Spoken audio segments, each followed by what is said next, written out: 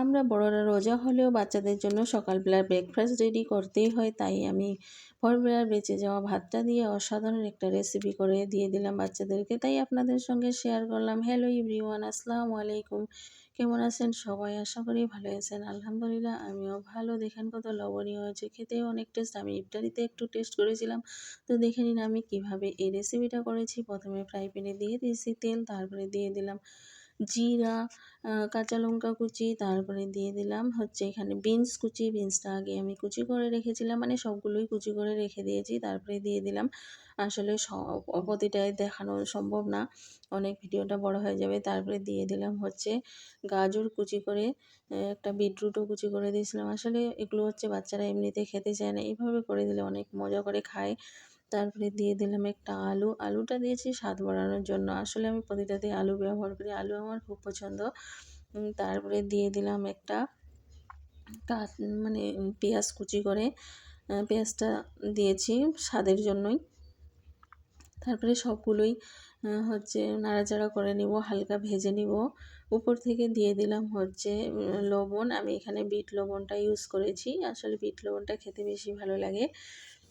আর বাচ্চাদের তো টেস্ট বাড়াতেই হবে। এখানে দিয়েছি আমি ম্যাগি মশলা, মানে আমি নিজেই তৈরি করেছি এই ম্যাগি মশলাটা, একদম দোকানের মতো এই মশলাটা, মানে স্বাদ ওরকমই ফ্লেভার আসে। এটা আমি বাড়িতেই তৈরি করে রেখে দিয়েছি। তারপরে দিয়ে দিলাম ধনিয়া আর গুঁড়া, আবার একটু নাড়াচাড়া করে নিব। তারপরে হচ্ছে আমি ভাতটা হচ্ছে দিয়ে দিব।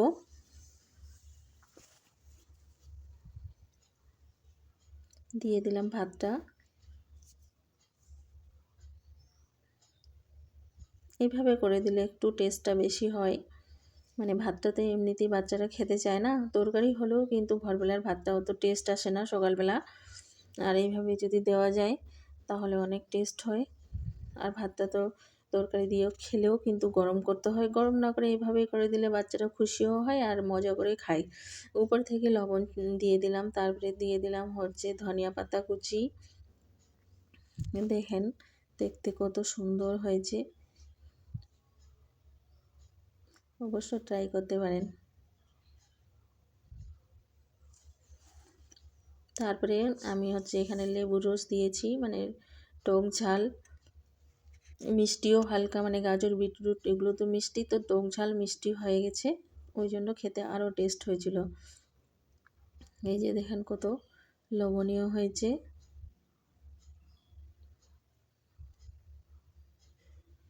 অনেক অনেক লবণীয়। আল্লাহ হাফিজ, আবার দেখাবেন নেক্সট ভিডিওতে। ভালো থাকবেন, সুস্থ থাকবেন।